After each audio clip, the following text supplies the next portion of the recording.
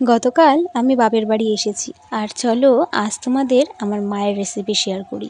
আমার মা কিভাবে রান্না করে আজ আমি সেটা তোমাদের বলবো। আমি আমার মায়ের কাছ থেকেই রান্না শিখেছি। প্রথমে জলে হলুদ মিশিয়ে দেশলাইয়ের কাঠির মতো যে কাঠিগুলো আছে ওগুলো ফেলে দিল, আর সাথে খোসাগুলো, আর জলের মধ্যে একটু হলুদ মিশিয়ে দিয়েছিল যাতে মোচাগুলো কালো না হয়ে যায়।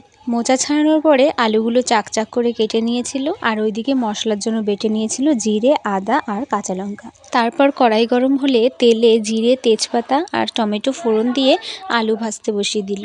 আলু ভাজা হয়ে গেলে ওর মধ্যেই জিরে আর আদা বাটাটা দিয়ে মোচাটা দিয়ে দিল। তারপরে মোচাটাকে ভালোভাবে কষিয়ে নিয়ে নামানোর আগে গরম মশলা দিলেই রেডি মোচার ঘন্ট।